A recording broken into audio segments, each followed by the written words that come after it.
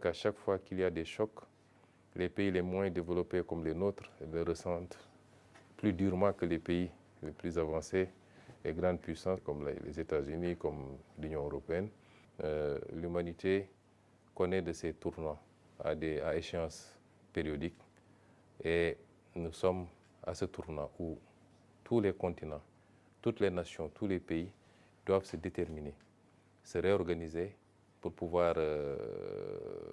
ne pas rater le train du changement qui se profile. Les règles qui doivent asseoir les relations entre États, quelle qu'en soit la taille, la puissance, la capacité,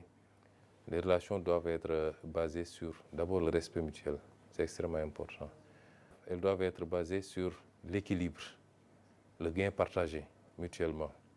Elles doivent aussi être partagées sur le multilatéralisme.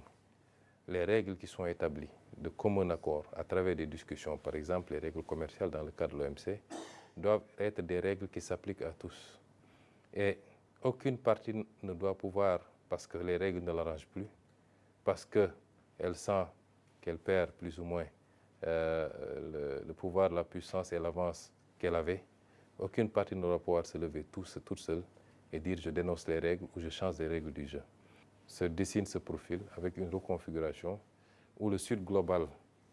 est en train de reprendre pied, comme on dit, est en train de devenir le moteur de la croissance mondiale, est en train de reprendre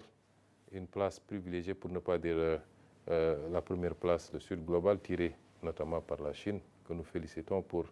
les progrès extraordinaires qui ont été réalisés en si peu de temps et qui découlent de beaucoup d'abnégation, de beaucoup de discipline, d'organisation, mais beaucoup de conviction. Et cela doit inspirer tout le reste des pays du Sud